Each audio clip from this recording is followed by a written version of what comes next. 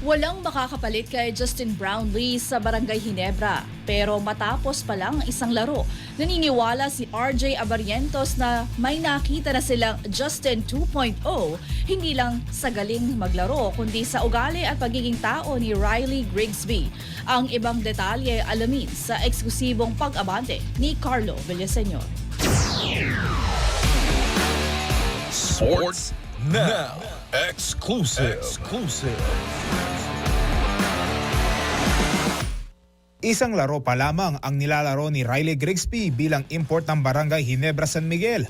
Pero malaki na agad ang naging impresyon niya sa Gene Kings.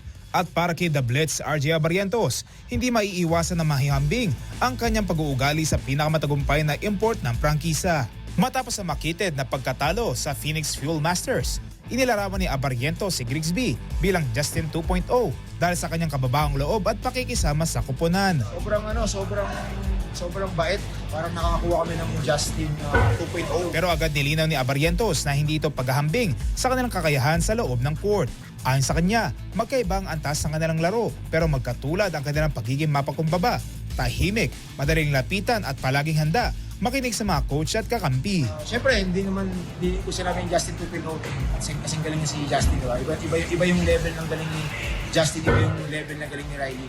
Pero off the court, sobrang bait, sobrang tahimik, sobrang approachable, sobrang nakikinig sa coaches, sa teammates. So yun yung pinaka-importante sa amin. Sa loob naman ng court, hindi rin binigo ni Grigsby ang Ginebra. Nagpasabog ito ng 42 points at 13 rebounds sa kanyang debut at halos may balik ang Gene Kings mula sa 17-point deficit bago kapusin ng Phoenix. Titingnan namin dito yung long term. So nakita namin itong first game namin. So yun yung pinaka-importante sa amin.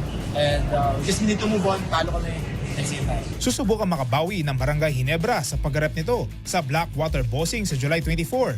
At bagamat maaga pa sa conference, umaasa ang Gene Kings na si Riley Grigsby ay hindi lamang magiging malaking puwersa sa loob ng court, kundi magiging isa rin sa mga pinuno ng koponan sa pamamagitan ng kanyang pag-uugali. Mga katangian nagpapaalala kay RJ Abarientos kay Justin Brownlee.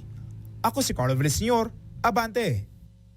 Manatiling nakatutok sa Abante, sundan kami sa aming mga social media accounts at huwag kalimutang mag-subscribe sa aming YouTube channel, DWAR Abante Radio, para sa mga eksklusibong balita.